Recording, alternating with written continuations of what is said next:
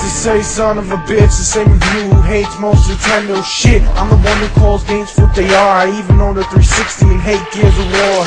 Guy who spends his money on games, fucking cards, just a funny guy who became a YouTube star. Tenchu has always been a series for me that's been fun, but it has flaws.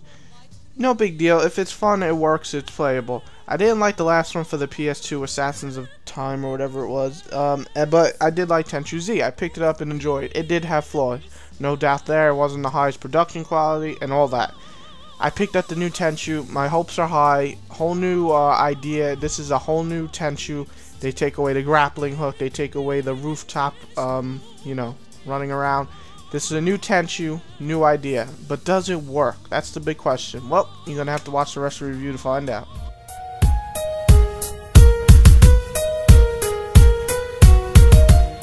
In this Tenchu, the story is broken up into two big matters. One, the king's daughter gets kidnapped, and the other is this other, clan or whatever wants to go to war with the king.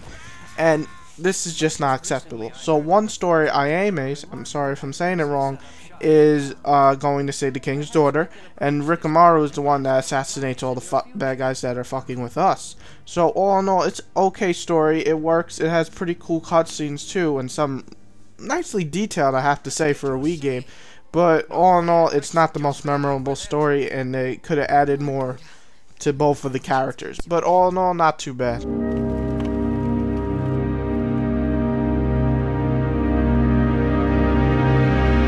They will pay.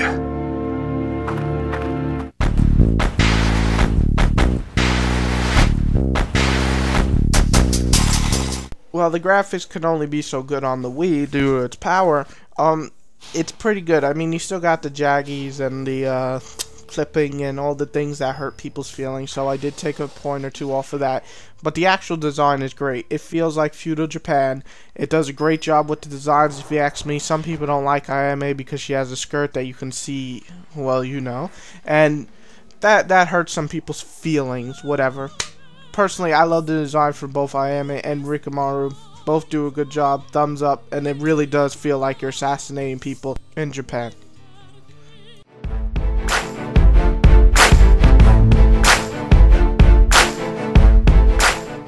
With the new Tenchu, they bring in a few new elements. First of all, the gameplay is all done on ground. No more roof topping, no more grappling hook.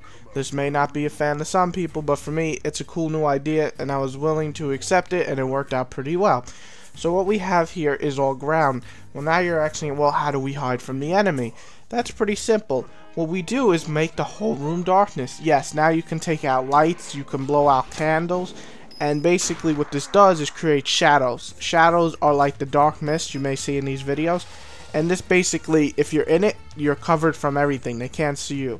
And it really does look dark, not like light dark. Like you're in the mist, like it's dark. You also can hide in bushes and so on. And it works pretty well. And it's definitely fun to take out all the lights, so it's really like you're the true assassin, and this guy's walking around total darkness like, uh-oh, and then bam, you just stab him. It looks awesome. Talking about that, you have finishers in this game. As you can see, I'm going to show as many as I can. With the finishers, it's as good as ever, okay? Basically, when you're behind an enemy, you click A, and then the motion controls ask you to do something, such as up and down with the controllers, left to right, one controller up, one controller down, and you'll do different moves. Usually, snapping necks is the biggest thing in this game. Even from the ceiling, you'll snap someone's neck. But you also could take their weapon and slash them in the stomach. What I really like about this game is basically every move you do for a finisher is not self-defense, but more like you're either snapping their neck or using their weapon. You never really use your own. The only time you use your own is when you throw a shuriken or something. And that works well against ninjas. Ninjas in this game are basically ones that hide in the darkness to spot you, so you have to restart. They're not really hard to kill. They die in one shuriken, but I mean, you would too if it aimed right for your heart or head, wouldn't you? So it works pretty well that side weapons. You have that. You have a cat, which basically you send a cat out so it could be your eyes and ears and so on, so you can see everything around you before you go out and fight or stealth kill or whatever you want to do. You have a sword, basically sword combat. If you get caught, but it's not that great. It's basically red steel, but you know how much that sucked. But it doesn't really matter. and you also have a fishing rod to get stuff out of the water. And you have, I believe, a water tank or whatever you want to call it, and basically you throw water on fire to make the lights go out that are too big to blow out. So all in all these things are very useful and help throughout the game. You can't die in this game. Basically, when you get caught, you throw a bomb or whatever you call those things, smoke bomb, and you automatically retreat to the beginning of the level, and the enemy just loses you. Some people won't like this, like they didn't like Prince of Persia, you never dying. But all in all, I like it better than having to restart the stage every time I got caught, because I did get caught a lot the first time, and then when I played it again, I never got caught. So it really comes down to me is like, don't make me restart the level over and over again. Let me do bad, get better the next time. And it works out pretty good, because if you die every time you get caught, it can be a pain in the ass. But that's really the only thing I could see people bitching about. And the jumping, it's a little glitchy. I'm talking about when I'm trying to jump on something to get on the ceiling. It doesn't always work. I'm clicking the jump button, I go on it, and I slip off. And that's not me even moving the controller. That's just bad physics jumping. I don't know what you want to call it. But besides that, the gameplay is extremely fun. The finishes are satisfying. The new Dark Mist thing going on is very fun to hide in. I mean, you can see from the scenes that I'm showing that it's easy to do, but it's also brings different strategies, and you can kill enemies in different ways. So all in all, this Tenchu game takes a different way and a different approach to gameplay, but it works out for the better, and I hope to see another one just like this.